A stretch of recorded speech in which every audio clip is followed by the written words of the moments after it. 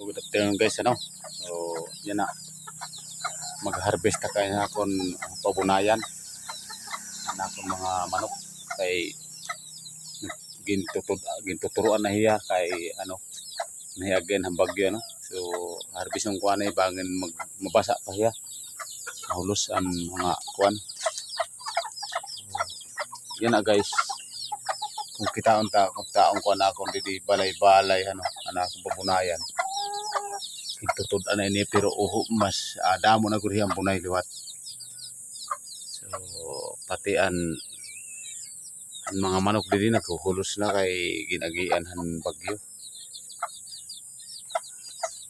So ini guys nga akong pabunayan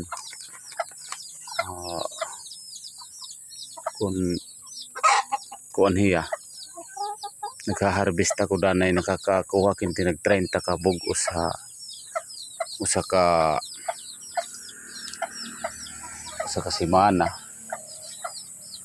Medyo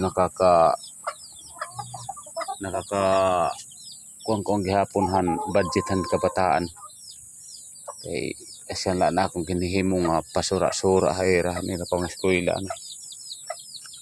Kung kikita ta guys an usalat diri guys nga pugaran, ano, adi pugaran dam ulat tinin sulod